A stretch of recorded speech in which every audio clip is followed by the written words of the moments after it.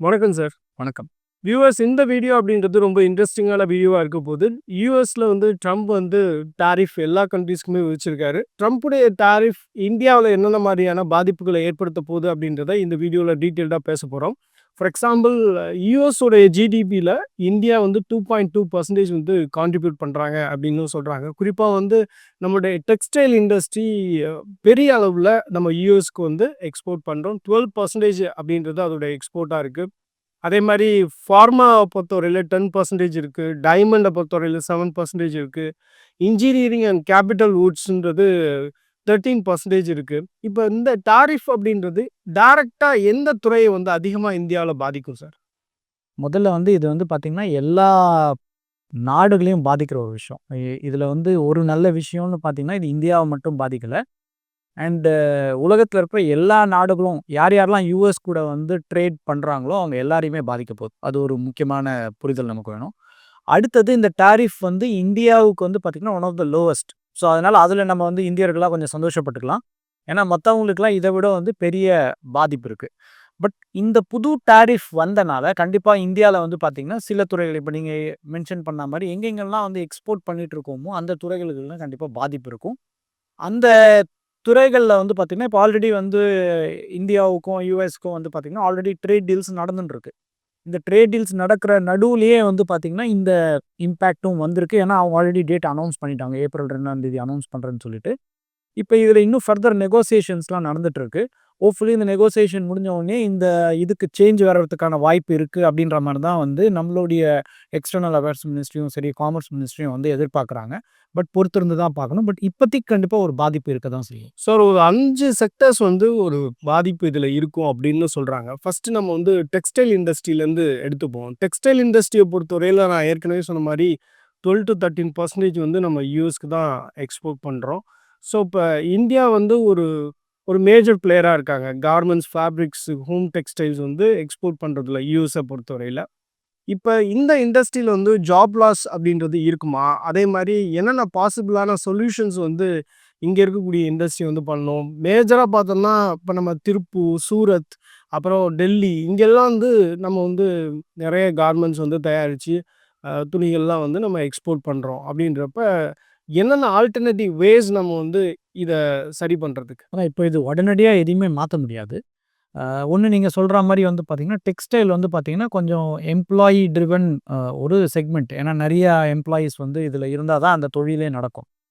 இப்ப ஆக்சுவலா ஏன் ஜாப் லாஸஸ் வரலாம் அப்படின்னு பார்த்தீங்கன்னா, ஜாப் லாஸஸ் வரதுக்கு முக்கியமான ரீசன் என்னன்னா, ஆர்டர் கேன்சலேஷன்ஸ் நடக்கலாம். ஏன்னா இப்ப இவ்வளோ நாள் நான் ரூ. 100க்கு ஒரு துணிய இம்போர்ட் பண்ணியிருந்தேன்னா, இன்னைக்கு அது ரூ. 125 ஆகும்போது, எனக்கு ஆட்டோமேட்டிக்கா டிமாண்ட் கீழ இறங்கலாம். ஏன்னா இப்போ இந்த ப்ராப்ளம் இந்தியால இருக்கிற ப்ராப்ளமோ, இல்ல உலகத்துல இருக்கிற ப்ராப்ளம் கிடையாது இது. இப்ப யுஎஸ்ல எல்லா பொருளுக்கும் இப்ப இந்தியாவாவது நம்ம டெக்ஸ்டைல பத்தி பேசுறோம், ஃபார்மாவ பத்தி பேசுறோம். இப்ப நீங்க இதுவே ஒரு யுஎஸ் சிட்டிசனா இருந்தீங்கன்னு வச்சுக்கோங்களேன், நீங்க நாளையிலேருந்து எந்த பொருள் வாங்குனீங்கனாலும், அந்த பொருளோட விலை ஜாஸ்தியாக போகுது. அது 1. 2வது அந்த பொருளே கிடைக்காம கூட போலாம். ஏன்னா, ஒரு பக்கம் பார்த்தீங்கன்னா, பிரைஸ் ரைஸ் ஆயிருக்கும். எனக்கு சப்ளை செயின் டிஸ்டர்ப் ஆகும். அப்போ சில நேரம் நான் அதிக காசு குடுத்தாலும் எனக்கு பொருள் கிடைக்காம போலாம்.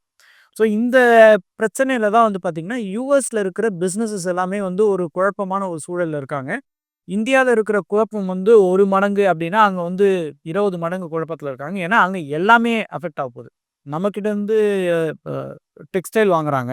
மேபி இன்னொருத்தர்கிட்ட டிஃபென்ஸ் வாங்கலாம். மேபி இன்னொருத்தர்கிட்ட வேற ஏதாவது வாங்கலாம். அப்போ எல்லா பொருளுமே அமெரிக்காவுக்கு வெளிநாட்டுல இருந்து தான் வருது. மெஜாரிட்டி ஆஃப் த பொருட்கள்.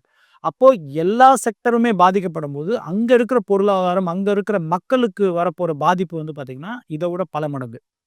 இப்போ பார்த்தீங்கன்னா, டெக்ஸ்டைல்ல பார்த்தீங்கன்னா, அவங்களுடைய அசோசியேஷனோட இனிஷியல் ரியாக்ஷன் பார்த்தீங்கன்னா, சில ஆர்டர் கேன்சலேஷன்ஸ் ஆல்ரெடி வர ஆரம்பிச்சுருச்சு அப்படின்னு சொல்றாங்க. அப்போ ஆர்டர் கேன்சலேஷன் வந்ததுன்னா, நேச்சுரலா நான் அதே புரொடக்ஷன பண்ண மாட்டேன். அதே புரொடக்ஷன பண்ணலன்னா, அப்ப என்னுடைய வேலை இழப்பு நடக்கிறதுக்கான வாய்ப்பு இருக்கு. பட் இது ஆரம்பிச்சு இப்போ 1 நாள், 2 நாள் தான் ஆவுது. அதுக்குள்ள வேலை இழப்பு ஆயிடுமா நமக்கு தெரியாது.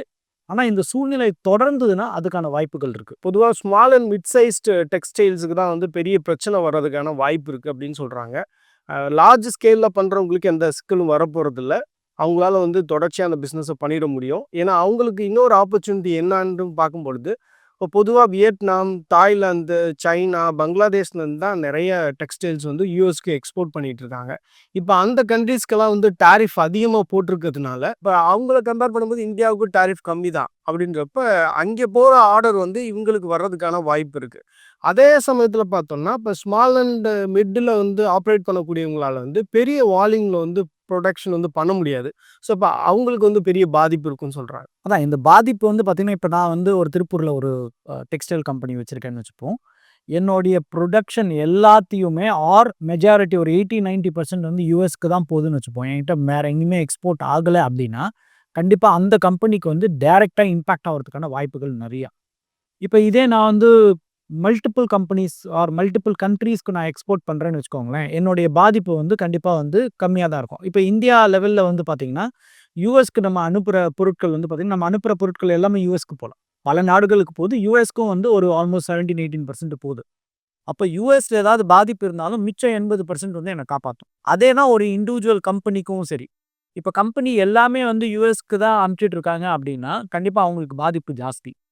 இப்போ இந்த நீங்க கரெக்ட்டா சொன்ன மாரி, நம்பளுக்கு மட்டும் இந்த டாரிஃப் போடல. இன்ஃபாக்ட் நம்மளுக்கு தான் டாரிஃப் வந்து லோவஸ்ட்டா போட்டுருக்காங்க. இப்போ அடுத்த ரொம்ப முக்கியமான நாடுன்னு பார்த்தீங்கன்னா, பங்களாதேஷ். அதுக்கப்புறம் வியட்நாம். வியட்நாம்லாம் வந்து பார்த்தீங்கன்னா, கிட்டத்தட்ட 40, 50% கிட்ட டாரிஃப் போட்டுருக்காங்க. பங்களாதேஷ்க்கு வந்து கிட்டத்தட்ட 37% போட்டுருக்காங்கன்னு நெனைக்கிறேன். இந்தியாவுக்கு 26% தான். அப்ப இம்பாக்ட் வந்து பார்த்தீங்கன்னா, அவங்களுக்கு இத விட ஜாஸ்தியா இருக்கும். பட் ஆனா, அங்க போற ஆர்டர் உடனடியா இந்தியாவுக்கு மாறுமான்னா, எனக்கு தெரிஞ்சு அவ்வளோ சீக்கிரமா நடக்காது. ஏன்னா, இப்ப நான் வந்து அ ஒரு யூனிட் நடத்திட்டு இருக்கேன். அந்த யூனிட் மூலமா என்னால 1000 துணி தான் புரொடியூஸ் பண்ண முடியும். எனக்கு திடீர்னு 3000 ஆர்டர் வந்தா கூட என்னால ஆர்டர வந்து ஃபுல்ஃபில் பண்ண முடியாது. டாரிஃப்னால திடீர்னு பிசினஸ்லாம் மாறாது. அஃப்கோர்ஸ் தியரட்டிக்கலா மாறும். ஏன்னா, அங்க சப்ளை பண்ண முடியல, அங்க எக்ஸ்பென்சிவா இருக்குன்னு திடீர்னு இந்தியாக்குள்ள வருமான்னா, உடனடியா வராது. இது அப்படியே தொடர்ந்து ரன் ஆயிட்டே இருந்ததுன்னா, எந்தெந்த பிசினஸ் ஓனர்ஸ்னால இன்னொரு யூனிட்ட போட முடியும்னு அவங்க கிட்ட கேப்பிட்டல் இருக்கணும். உடனடியா நடக்கணும். அண்ட் மிஸ் ஆவுற அந்த ஆர்டர இவங்க பிடிக்கிற அளவுக்கு இவங்க வந்து இருக்கணும். ஸோ இது அவ்வளோ ஈஸியான விஷயம் கிடையாது. தியரட்டிக்கலா வந்து ஓகே அங்க காஸ்ட் ஜாஸ்தியா இருக்கு. அந்த கடைக்கு பதிலா இந்த கடைக்கு போயிடலாம் அப்படின்னு சொல்லலாம். பட் ஆனா ஆக்சுவலா அது நடக்கிறது அவ்வளோ ஈஸி கிடையாது. ஏன்னா புரொடக்ஷன் கெப்பாசிட்டி இன்கிரீஸ் பண்ணணும். அதுக்கு உண்டான அப்ரூவல்ஸ் இருக்கு, மெஷின்ஸ் இருக்கு. இன்ஃப்ராஸ்ட்ரக்சர் வேணும். இந்த மாரி பல விஷயங்கள். அதுக்கப்புறம் லேபர் வேணும். ஸோ அது வந்து அவ்வளோ ஈஸியா டக்குன்னு மாறாது. பட் இந்த சூழ்நிலை இப்படியே தொடர்ந்து வந்துட்டே இருந்ததுன்னா, மேபி 6 மாசம், 1 வருஷத்துல புது யூனிட்ஸ் வர்றதுக்கான வாய்ப்பு இருக்கு. பட் ஆனா, அவ்வளோ தூரம் போயுமான்னு எனக்கு தெரியல. ஏன்னா, அதுக்கு முன்னாடி வந்து பார்த்தீங்கன்னா, யுஎஸ்ல பெரிய போராட்டம் வெடிக்கிறதுக்கான வாய்ப்பே இருக்கு. ஏன்னா, அங்க எனக்கு வேண்டிய பொருள் கிடைக்கல. பிளஸ் ஆட்டோமேட்டிக்கா என்னுடைய செலவுகள்லாம் ஜாஸ்தி ஆயிடுச்சு. இன்னொரு பக்கம் வந்து கண்ட்ரி ரிசெஷன்க்குள்ள போகுது அப்படின்னா பிரச்சனை வந்து அங்க தான் பார்க்க வேண்டியது ஜாஸ்தி. அஃப்கோர்ஸ் நமக்கு வந்து 1 அடி விழுதுன்னா, அவங்களுக்கு கிட்டத்தட்ட 20, 30 அடி விழுற மாரி, அது அவங்களோட சர்வைவல்லையே டெஸ்ட் பண்ற ஒரு இதா போது. இப்பதான் ரிசீவிங் எண்ட்ல இருக்காங்க. இப்ப அவங்களுடைய டே டு டே எக்ஸ்பென்சஸ் தான் ரொம்ப அதிகமாக போகுது. இப்போ ஃபார் எக்ஸாம்பிள் இப்ப இப்ப நெறைய டாரிஃப் வந்து ட்ரம்ப் போட்டிருக்காரு எல்லா கண்ட்ரீஸ்க்கும். ஸோ, இப்போ வந்து அதோடைய நேரடி எஃபெக்ட் அத மீட் பண்றதுக்கான அந்த ஹை டிமாண்ட மீட் பண்றதுக்கான மேனுஃபேக்சரிங் யூனிட்ஸ் வந்து எல்லா துறைகள்லயும் இங்க இருக்கா அப்படின்றது ஒரு கொஸ்டின். கண்டிப்பா இருக்காது. ஏன்னா எப்பவுமே வந்து பார்த்தீங்கன்னா, ஒரு பிசினஸ் ரன் பண்ணும்போது அது 70, 80% கெப்பாசிட்டி வந்து ஃபியூச்சர்ல எனக்கு டிமாண்ட் இருக்கும்னு தெரிஞ்சா தான் நான் இன்னொரு யூனிட்டே போடுவேன். நான் 80% வந்துட்டேன்னு கூட நான் போட முடியாது. ஏன்னா எனக்கு ஃபியூச்சர்ல வந்து இந்த டிமாண்ட் வந்து 80 இருக்கிறது 150 போகும்னு இருந்தா தான் நான் இன்னொரு ஒரு 50 யூனிட்டுக்கோ, இல்ல இன்னொரு ஒரு 100 யூனிட்டுக்கோ நான் அடிஷ்னலா வந்து ஒரு புது எக்ஸ்பேன்ஷன் பண்ண முடியும். இப்ப இந்த டாரிஃப்னால நான் வந்து புதுசா ஒரு யூனிட்ட போட முடியாது. நாளைக்கு திடீர்னு ட்ரம்ப் காலையில எந்திச்சு இல்ல பங்களாதேஷ்க்கு வந்து 12% தான் டாரிஃப் அப்படின்ட்டாருன்னா, நான் போட்ட யூனிட்ட நான் வந்து டக்குன்னு மாத்த முடியாது. அதனால இதுல வந்து நெறைய பெர்முடேஷன் இப்ப actually we are in a confused state ஆக்சுவலா. இப்ப 2வது வந்து ட்ரம்ப் வந்து ஒரு 4 இயர்ஸ்க்கு தான் இருக்க போறாரு. அதுக்கு பிறகு என்ன நடக்கும்ன்றது தெரியாது. அப்ப இத நம்பி இந்த அனவுன்ஸ்மென்ட்ட இந்த டிசிஷன் நம்பி வந்து யுஎஸ்ல வந்து தொழில் தொடங்குறவங்க வந்து அதிகமான இந்த டிமாண்ட மேட்ச் பண்றதுக்கு அவங்க நெறைய யூனிட்ஸ் ஓப்பன் பண்ணுவாங்களா? அப்படின்றதுமே ஒரு கொஸ்டினா இருக்கு. இப்போ இன்னொரு இன்ட்ரஸ்டிங் பாயிண்ட் வந்து ஒரு எக்ஸ்பர்ட் சொல்றது என்ன அப்படின்னா, மிடில் ஈஸ்ட், யூரோப் கூட வந்து இந்த நேரத்தில டெக்ஸ்டைல் இண்டஸ்ட்ரி நடத்துறவங்க வந்து கான்சன்ட்ரேட் பண்ணலாம். ரொம்ப யுஎஸ் ஸ்பெசிஃபிக்கா இல்லாம அங்கேயுமே நெறைய ஆப்பர்ச்சுனிட்டீஸ் இருக்கு அப்படின்னு சொல்றாங்க. ஸோ, இப்போ நம்ம வந்து டெக்ஸ்டைல் இண்டஸ்ட்ரி பத்தி ஓவராலா பேசினோம் சார். செகண்ட் வந்து சாஃப்ட்வேர் அண்ட் ஐடி சர்வீசஸ பொறுத்தவரையில மினிமலான இம்பாக்ட் இருக்கும்னு சொல்றாங்க பொதுவா. இப்ப உங்களுடைய டேக் என்ன? இது என்ன மாதிரியான ஒரு இம்பாக்ட்ட வந்து அந்த இண்டஸ்ட்ரியில ஏற்படுத்துறதுக்கு வாய்ப்பு இருக்கு? இல்ல இந்த இம்பாக்ட் வந்து பார்த்தீங்கன்னா, பிசினஸ் குரோத்ல வந்து இம்பாக்ட் இருக்கலாம். ஏன்னா வந்து இப்போ இன்கேஸ் நம்ம எதிர்பார்க்குற மாரி இன்ஃபேக்ட் வந்து மேஜர் ப்ரெடிக்ஷன்ஸ் வர்றது வந்து பார்த்தீங்கன்னா, யுஎஸ் ரிசெஷனுக்குள்ள போறதுக்கான வாய்ப்பு இருக்கு அப்படின்ற மாரி தான் வந்து ப்ரெடிக்ஷன்ஸ் வந்துட்டுருக்கு. அண்ட் அதுக்கான சூழ்நிலைகளும் வந்து ரொம்ப ஏதுவா இருக்கு. ஏன்னா இவங்க பண்ற ஒரு ஒரு விஷயமும் வந்து அவங்கள டைரக்ட்டா பாதிக்க போகுது. அண்ட் இந்த பாதிப்பு எதுவுமே வந்து ஸ்லோ அண்ட் ஸ்டெடி பாதிப்பு கிடையாது. இம்மீடியட் பாதிப்பு. ஸோ 2ஆம் தேதியிலேருந்து டாரிஃப் ஆரம்பிச்சுச்சுன்னா, இன்னிலிருந்து போற எல்லா ஷிப்மெண்ட்டுக்கும் வந்து பார்த்தீங்கன்னா, அவங்க வந்து பிரைஸ் இன்க்ரீஸ் பண்ணி ஆகணும். பிரைஸ் இன்க்ரீஸ் பண்ணா ஆட்டோமேட்டிக்கா வந்து நான் கடையில போய் வாங்க போற பொருள் வந்து நாளைக்கே விலை ஏறிடும். அப்போ இம்பாக்ட் இம்மீடியட். இது வந்து லேட்டரா பொறுமையா ஆற பிரச்சனை கூட கிடையாது. இது உடனடியா நடக்கிற பிரச்சனை. ஸோ பொதுவா இப்ப இந்த சாஃப்ட்வேர் அண்ட் ஐடி சர்வீசஸ பொறுத்தவரையில சார், அவங்க வந்து இப்ப இந்தியாவுக்கு 26% டாரிஃப் போட்டிருக்காங்க. Most of the IT companies டிசிஎஸ்ஸா இருக்கட்டும், இன்ஃபோசிஸ், விப்ரோ எல்லாமே பார்த்தோம்னா, அவங்க ஆஃப் ஷோர்ல தான் ஆப்பரேட் பண்றாங்க. பில்லிங் எல்லாம் வந்து அவங்களால பண்ண முடியும். பேஸ் டாரிஃப்லயே இவங்களால கவர் பண்ணிட முடியும். ஃபார் எக்ஸாம்பிள் அயர்லாந்து, சிங்கப்பூர்ல எல்லாம் வந்து அவங்களுடைய ஆஃபீஸஸ் இருக்கு. ஸோ அங்கேருந்து கூட அவங்க பில்லிங் வந்து பண்ண முடியும். யுஎஸ்லேருந்து பில்லிங் பண்ணுறதுக்கான வாய்ப்புகள்லாம் இருக்கு. ஸோ ஐ திங்க் இந்த இண்டஸ்ட்ரி பெரிய அளவுல பாதிக்கப்படாதுன்னு நான் நினைக்கிறேன். இல்ல இதுல வந்து ஒரு முக்கியமான ஒரு கான்செப்ட் நம்ம தெரிஞ்சுக்கணும். இப்ப இந்த டாரிஃப் இருக்கட்டும், இல்ல சாங்ஷன்ஸ்ன்னு சொல்லுவோம் பார்த்தீங்களா? இப்ப வந்து ஈரான் மேல நான் வந்து சாங்ஷன் போட்டேன். அங்கருந்து ஆயில் வாங்கக்கூடாது. அப்படின்லாம் வந்து திடீர் தடை, பொருளாதார தடையெல்லாம் வரும். இப்ப இந்த பொருளாதார தடைக்கெல்லாம் வந்து பார்த்தீங்கன்னா, நெறைய லூப் ஹோல்ஸ் இருக்கு. இப்ப இது வந்து ஆண்டாண்டு காலமா நடந்துட்டு இருக்கு. இது ஒண்ணும் புதுசு கிடையாது. இப்ப என்ன பண்ணுவாங்கன்னா, ஈரான் மேல தடை விதிச்சுட்டாங்கன்னு வச்சுக்கோங்களேன். ஈரானோட ஆயில் வந்து டைரக்ட்டா யுஎஸ்க்கு போகாது. அது மேபி இன்னொரு இடத்துக்கு போகும். மேபி சவுத் ஆஃப்ரிக்காவுக்கு போயிடும். அங்க போயிட்டு அத ரீரூட் பண்ணி திருப்பி அது யுஎஸ்கே கூட போகும். அப்போ சவுத் ஆஃப்ரிக்காலேருந்து ஒரிஜினேட் ஆச்சுன்னா, அது வந்து ஈரான் ஆயிலா இருக்காது. அது சவுத் ஆஃப்ரிக்கன் ஆயிலா மாறிடும். அதே மாரி இன்கேஸ் இதே மாரி தொடர்ந்து போயிட்டே இருந்ததுன்னா, மேபி பங்களாதேஷ் என்ன பண்ணலாம்? நான் ஜஸ்ட் ஒரு சஜஷன் மாரி, அதாவது இது மாரி நடக்கிறதுக்கான வாய்ப்பு இருக்குன்றதுக்காக சொல்றேன். பங்களாதேஷ் ப்ரொடியூஸ் பண்ணி அது இந்தியாவுக்கு அனுப்பிச்சு இந்தியாவிலேருந்து கூட எக்ஸ்போர்ட் ஆகும். ஏன்னா அங்கருந்து அனுப்பிச்சா 37%, இங்கேருந்து அனுப்பிச்சா 26% தான். என்னோட காஸ்டிங் ஒர்க் அவுட் ஆச்சுன்னா, அந்த ரீரூட்டிங் ஆஃப் பிசினஸ்லாம் நடக்கலாம். எண்ட் ஆஃப் த டே ஒரு பிசினஸ் ஓனர பொறுத்தவரைக்கும், பிரச்சனைகள் எதுவா இருந்தாலும், அத எப்படி நான் வந்து சகிச்சுக்கிட்டோ, ஆர் புது வழிய கண்டுபிடிச்சுட்டோ போணுன்றது தான் வந்து adaptability. Every problem is an opportunity. Absolutely. So அப்ப என்னன்னா, இந்த மாரி சிச்சுவேஷன்ஸ்லாமும் நடக்கலாம். மேபி டைரக்ட்டா யுஎஸ்க்கு போறதுக்கு பதிலா அது ரீரூட் ஆகி கூட வரலாம். சார் இப்போ 3வது பார்த்தோம் அப்படின்னா, ஃபார்மா இண்டஸ்ட்ரி. ஃபார்மா இண்டஸ்ட்ரியை பொறுத்தவரையில நம்ம வந்து ஐ திங்க் ஒரு 10% கிட்ட யுஎஸ்க்கு நம்ம எக்ஸ்போர்ட் பண்ணுறோம். இப்போ இந்த இண்டஸ்ட்ரியை பொறுத்தவரையில இந்தியாவை நம்பியும் யுஎஸ் இருக்கிறாங்க அப்படின்னு பார்க்க முடியுது. குறிப்பாக நம்மளுடைய சன் ஃபார்மா, டாக்டர் ரெட்டிஸ், சிப்லா இவங்க எல்லாமே யுஎஸ்க்கு வந்து நிறைய மருந்துகள் அனுப்புகிறாங்க. இப்போ இதில் என்ன பாதிப்புகள்லாம் வர்றதுக்கான வாய்ப்பு இருக்குது இந்த 26% டாரிஃப்னால? இல்ல இதுல சுவாரஸ்யமான விஷயம் என்னன்னா, ஃபார்மாவ வந்து டோட்டலாவே வந்து பார்த்தீங்கன்னா, எக்ஸம்ப்ட் பண்ணியிருக்காங்க. இந்த வரி விதிப்புலருந்து. எதனாலன்னா, நீங்க சொன்ன மாரி அது அவங்களுக்கு வந்து ரொம்ப அத்தியாவசிய தேவை. மருந்து கிடைக்காம போயிடுச்சுன்னா, அங்க வந்து உயிரிழப்பு கூட ஏற்படலாம். ஸோ, அதனால வந்து அத எக்ஸம்ப்ட் பண்ணியிருக்காங்க. சில விஷயத்தலாம் ஆக்சுவலி அவங்க எக்ஸம்ப்ட் பண்ணியிருக்காங்க. ஒண்ணு இந்த ஃபார்மா, அதுக்கப்புறம் வந்து செமிகண்டக்டர். ஏன்னா, இந்த செமிகண்டக்டர் இல்லன்னா, அவங்களால வந்து டெக்னாலஜிக்கலா அட்வான்ஸ் கூட ஆக முடியாது. அதே மாரி சில எனர்ஜி இதுக்கு, அப்புறம் சில மெட்டல்ஸுக்கு, அந்த மாரி சில விலக்குகளும் குடுத்துருக்காங்க. ஸோ, ஃபார்மா வந்து பார்த்தீங்கன்னா, டோட்டலாவே எக்ஸம்ப்ட் கேட்டகரி. இன்ஃபாக்ட் நேத்து வந்து பார்த்தீங்கன்னா, நம்ம இந்திய பங்குச் சந்தையிலே வந்து பார்த்தீங்கன்னா, ஃபார்மா இண்டெக்ஸ் தான் வந்து பெரிய லெவல்ல வந்து அவுட் பெர்ஃபார்மன்ஸ். அஃப்கோர்ஸ் இன்னைக்கு இறங்கியிருக்கு. ஏன்னா நேத்து வந்து விலக்கு குடுத்துருக்காங்க. அதுக்கப்புறம் ஏதாவது சேஞ்ச் பண்ணியிருக்காங்களான்னு தெரியல. பட் நேத்து வந்து அறிவிச்சதுல வந்து ஃபார்மா வந்து ஆக்சுவலா எக்ஸம்ப்ட் பண்ணியிருக்காங்க. ஸோ, இப்போ இதுல டீட்டெயில்ஸ் ஏதாவது வந்ததுனா தான் நமக்கு தெரியும். சார் இப்போ நெகட்டிவ் இம்பேக்ட் கேட்டகரியில் நம்ம டெக்ஸ்டைல் இண்டஸ்ட்ரி பார்த்தோம். பெரிய அளவில் வந்து அது வந்து ஒரு நெகட்டிவாக நமக்கு வரப்போகிறதில்ல. ஏன்னா நமக்கு அதில் ஒரு ஆப்பர்ச்சுனிட்டி இருக்குன்றது பேசினோம். 2வது வந்து நம்ம சாஃப்ட்வேர் அண்ட் ஐடி சர்வீசஸ் பொறுத்தவரையில் ஒரு மினிமம் இம்பேக்ட்டு. அப்புறம் ஃபார்மாவை பொறுத்தவரையில் எந்த இம்பேக்ட்டும் இல்லை. இப்போ ஹைலி இம்பேக்ட்டுன்னு பார்க்கும்போது ப்ராசஸ்ட் அண்ட் ஃபுட் இண்டஸ்ட்ரியை சொல்கிறாங்க. ஃபார் எக்ஸாம்பிள் நம்ம வந்து டீ, பாஸ்மதி ரைஸு, அதே மாதிரி ஸ்பைசஸ் இதெல்லாம் நம்ம இங்கேருந்து எக்ஸ்போர்ட் பண்ணுறோம். அதே மாதிரி நம்ம இந்தியன் கம்பெனிஸ் பார்த்தோம்னா MTH, Everest, ITC, Amul, Britannia இவங்க எல்லாமே வந்து நிறைய பிஸ்கெட்ஸ் இதெல்லாம் அவங்களுடைய ப்ராடக்ட்ஸ் எல்லாமே எக்ஸ்போர்ட் பண்ணுறாங்க. ஸோ இது வந்து ஒரு மேஜரான இண்டஸ்ட்ரி. இப்போ இந்த இண்டஸ்ட்ரி வந்து பாதிக்கப்படும் அப்படின்றாங்க. இல்ல கண்டிப்பா பாதிப்பு இருக்கு. இல்லன்னு சொல்ல முடியாது. ஆனா பாதிப்பு இப்ப வந்து பார்த்தீங்கன்னா, சில பொருட்களுக்கு வந்து விலை உயர்ந்தாலும் ஒரு கன்சம்ப்ஷன் நிக்கவே நிக்காது. இப்ப நீங்க சொல்ற மாரி இந்த தேவையான பொருட்கள் இருக்குல்ல, அத்தியாவசிய பொருட்கள் இருக்கு பார்த்தீங்களா, அந்த பொருட்கள் இப்போ நாளைக்கு எனக்கு அரிசியோட விலை வந்து ரூ. 55 இருக்கிறது வந்து ரூ. 62 ஆயிடுச்சுன்றதுக்காக நான் சாப்பிட்றத நிறுத்த முடியாது. இல்ல நம்ம தமிழ் மக்கள் தானே பாதிக்கப்படுவாங்க. இப்போ யுஎஸ்ல இருக்கக்கூடிய தமிழ் மக்கள் தான் பாதிக்கப்படுவாங்க. இல்ல தமிழ் மக்களும் அதே இல்ல, இந்திய மக்களும் சரி, அங்க வந்து இப்ப ரைஸ் ஈட்டர்ஸும் இருக்காங்க. வேற வேற நாடுகள்ல இருக்கு. ஸோ மொத்தத்துல வந்து விலை ஏறிச்சேன்றதுக்காக சில விஷயத்த என்னால நிறுத்தவே முடியாது. இப்ப நான் சொல்ற மாரி ரூ. 55 இருக்கிற அரிசி ரூ. 65 ஆயிடுச்சுன்னு வச்சுக்கோங்களேன், நான் சாப்பிட்றத நிறுத்த முடியும். அஃப்கோர்ஸ் நான் திட்டிக்கிட்டே, வருத்தப்பட்டுக்கிட்டு சாப்பிடுவேனே தவிர, என்னால அத நிறுத்த முடியாது. மேபி வேற எங்கேயாவது போ வேண்டிய பணத்த வந்து நான் கர்டைல் பண்ணிட்டு, நான் அரிசிய வாங்குறத நிறுத்த முடியாது. மேபி பிஸ்கட் வாங்குறத தவிர்க்கலாம். இல்ல நான் 5 பாக்கெட் வாங்குற இடத்துல வந்து 3 பாக்கெட் வாங்கலாம். அந்த மாரி சேஞ்சஸ்லாம் நடக்கும். அது டைரக்ட்டா வந்து எந்த ஒரு பிசினஸ் இப்போ ஃபார் எக்ஸாம்பிள் பிரிட்டானியா நீங்க ஒரு கம்பெனி சொல்றீங்க அப்படின்னா, அவங்க பிஸ்கட்ட வச்சு தான் அவங்க வந்து பிசினஸ் பண்ணிட்டு இருக்காங்க. 5 பிஸ்கட் பாக்கெட் வாங்குற இடத்துல 3 பிஸ்கட் தான் வாங்க போறாங்கன்னா, நேச்சுரலா அவங்களுடைய சேல்ஸ் பாதிக்கும். அதனால வந்து அவங்களோட ப்ராஃபிட்ஸ் பாதிக்கும். பட் இவென்ச்சுவலா இது எல்லாமே ரீஅட்ஜஸ்ட் ஆயிடும்.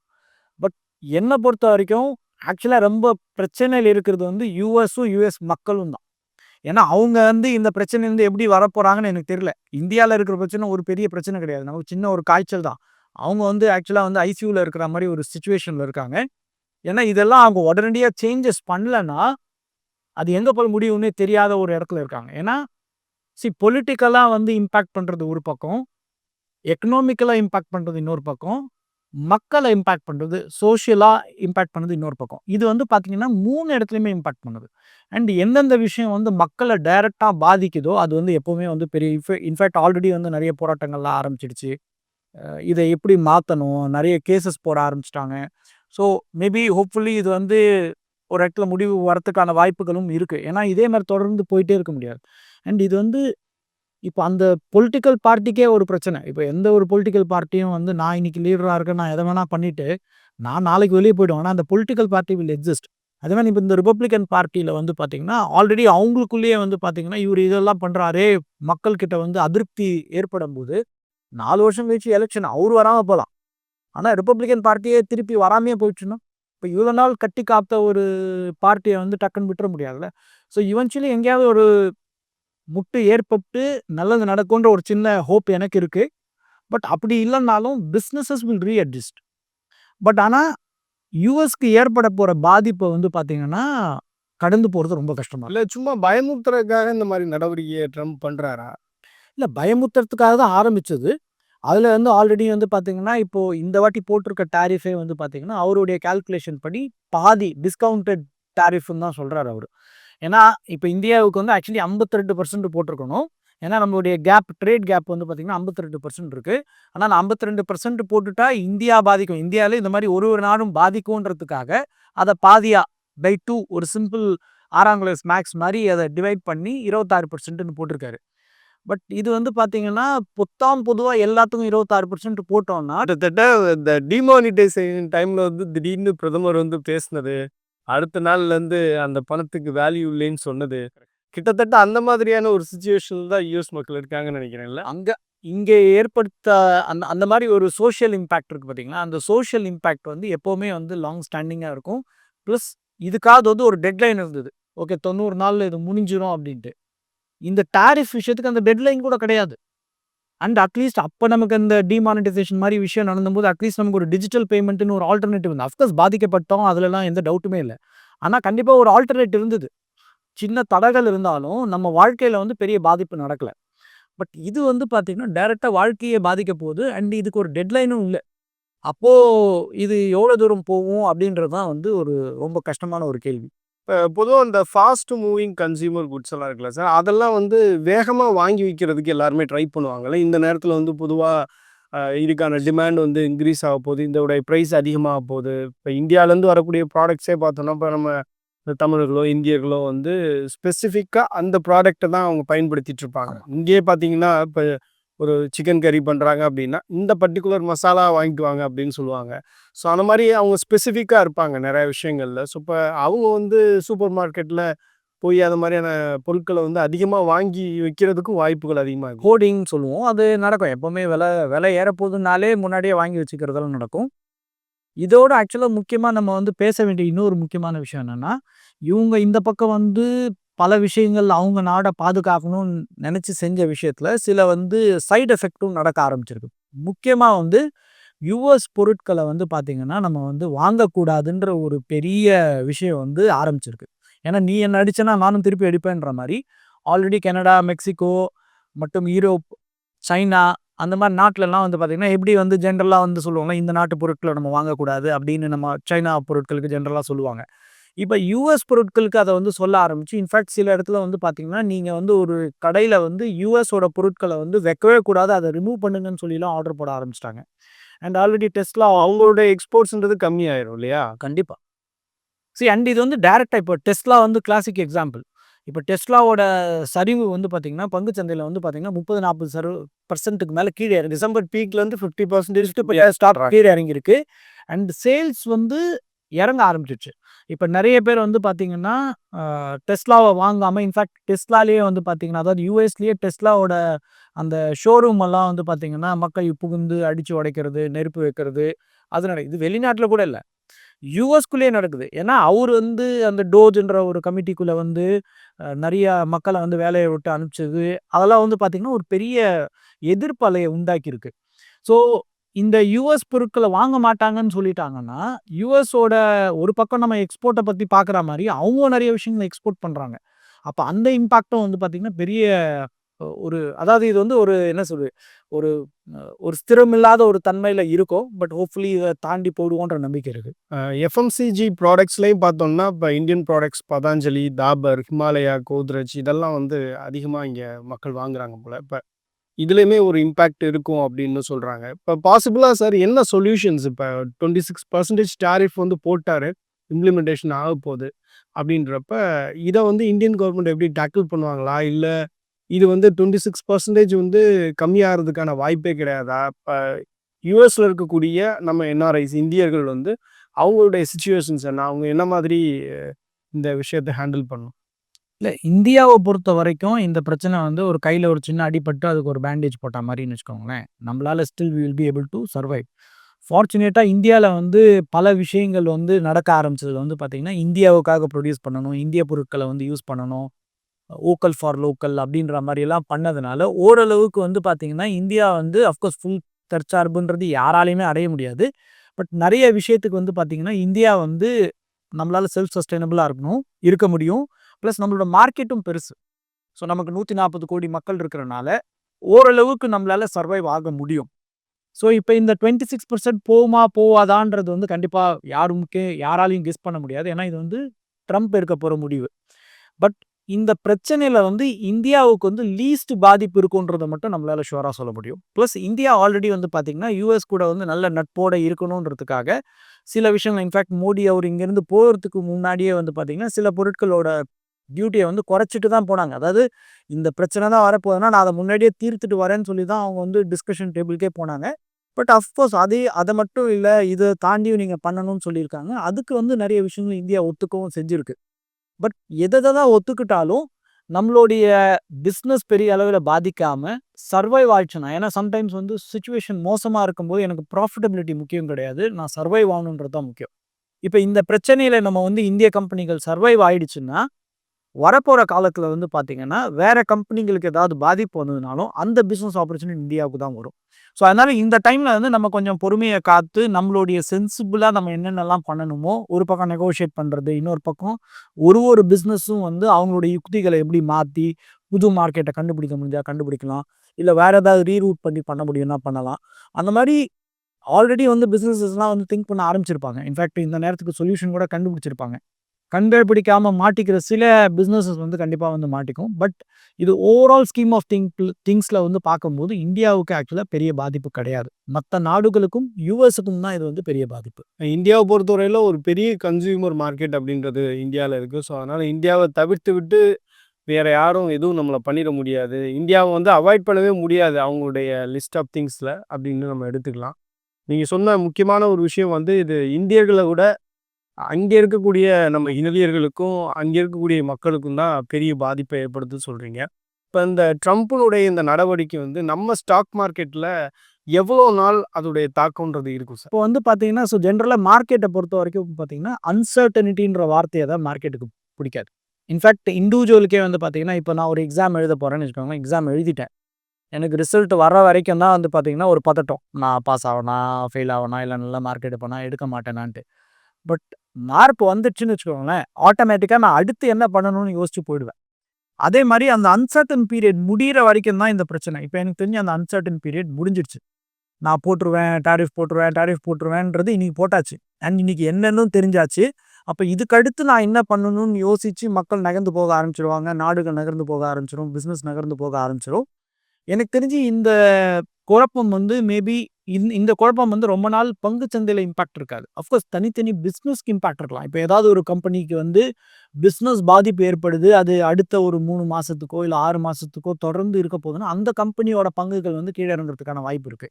பட் பொதுவா மார்க்கெட்டுன்னு பார்க்கும்போது எல்லாத்துக்குமே அந்த ப்ராப்ளம் வராது. இன்ஃபாக்ட் புது புது ஆப்பர்ச்சுனிட்டீஸ் கூட இவால்வ் ஆகலாம். நான் சொன்ன மாரி அந்த ரீரூட்டிங் கைண்ட் ஆஃப் திங்ஸ் எல்லாம் நடக்கலாம். ரொம்ப சிம்பிளிஃபை பண்ணோம் அப்படின்னா, இப்ப இந்தியன் மார்க்கெட்ட பொறுத்தவரையில ஸ்பெகுலேஷனுக்கு மோர் இம்பார்ட்டன்ஸ் அப்படின்றது இருக்கும். ஒரு விஷயம் நடந்து முடிஞ்சிருச்சு அப்படின்னா, அது எந்த ஒரு தாக்கத்தையும் ஸ்டாக் மார்க்கெட்ல பெரியதா இல்ல இடமே போயிடும். கரெக்ட். எப்பவுமே இந்த எலக்ஷன் ரிசல்ட்ஸ் மாரி தான் அது. எலக்ஷன் ரிசல்ட்டுக்கு முன்னாடி வந்து பார்த்தீங்கன்னா, பெரிய விஷயங்கள் நடக்கும்.